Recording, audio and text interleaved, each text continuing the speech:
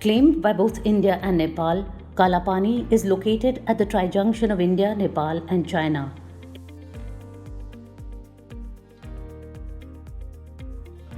While India claims it as part of Pithoragarh district, Nepal says it's part of Davchula district.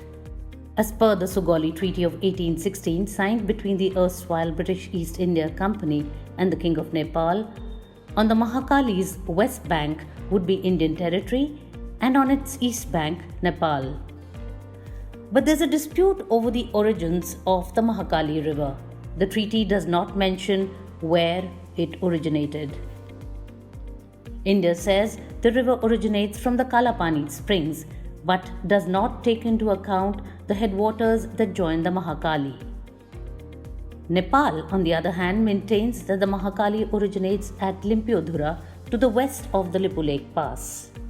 The dispute was back in the news in November last year when Nepal objected as a new map put out by India to show the Union territories of J&K and Ladakh depicted Kalapani as Indian territory. That month, Nepal sought an urgent meeting at the Foreign Secretary level to discuss the territorial dispute.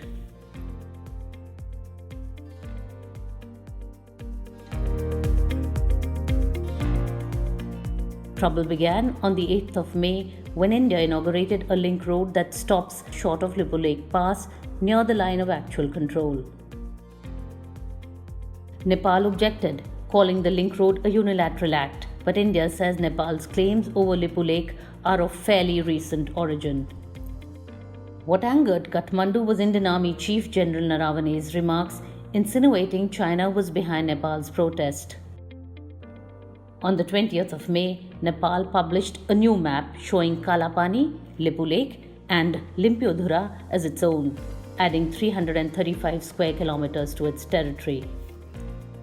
India reacted strongly, calling it unjustified cartographic aggression by Nepal. The map now awaits ratification by Nepal's parliament.